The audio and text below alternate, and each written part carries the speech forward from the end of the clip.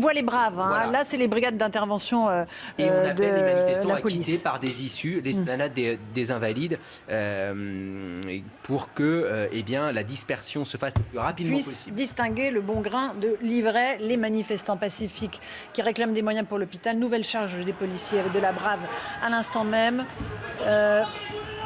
avec les journalistes spectateurs de ces scènes de chaos en plein cœur de Paris.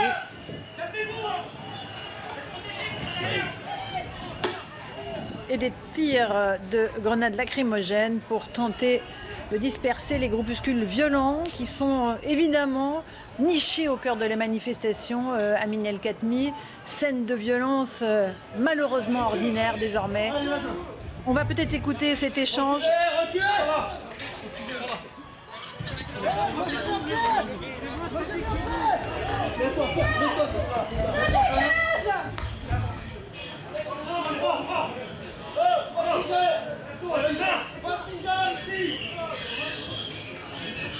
Avec l'interpellation donc en direct de 2 militants, en tout cas 2 personnes qui étaient présentes dans cette manifestation. On verra évidemment s'ils étaient mêlés ou pas aux violences qui se sont déroulées. On voit l'action des forces de l'ordre et certains manifestants interpellés sous l'œil quasiment des caméras.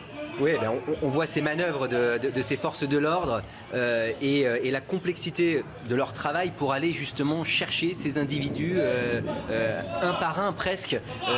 Il semble qu'ils soient entre 200 et 300, donc on peut imaginer le temps que cela peut prendre de tenter de mettre fin à ces heurts, à ces débordements. 200 à 300 individus radicalisés, ultra violents, contre plusieurs milliers de manifestants qui portent des revendications légitimes et on les a entendus à l'instant qui disent « moi j'ai rien fait, moi j'ai rien fait ». C'est pour cette raison que la préfecture de police les invite, ces manifestants pacifiques, à se déporter pour laisser faire les forces de l'ordre. On essaye de saisir les slogans qui sont scandés par les soignants. On a quelques banderoles, on soigne et vous... Voilà, je n'ai pas la suite. Vous nous saignez, voilà. Et c'est vrai que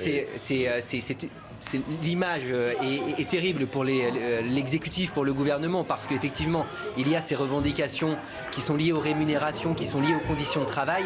Et ce que l'on risque de retenir de cette journée, ce sont des tirs de lacrymogènes et des charges de forces de l'ordre avec des hommes qui sont particulièrement équipés.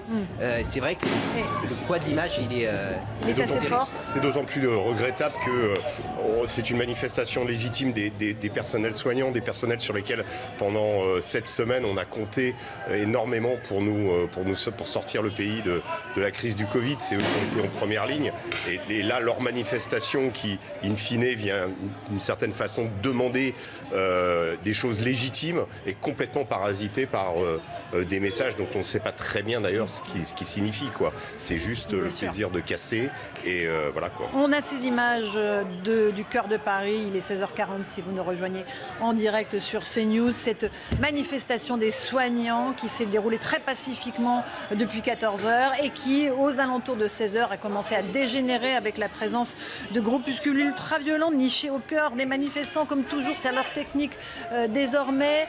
On voit l'ensemble de ce qui se passe au cœur de Paris. On partira à Dijon dans un instant puisque la situation est très tendue là-bas aussi.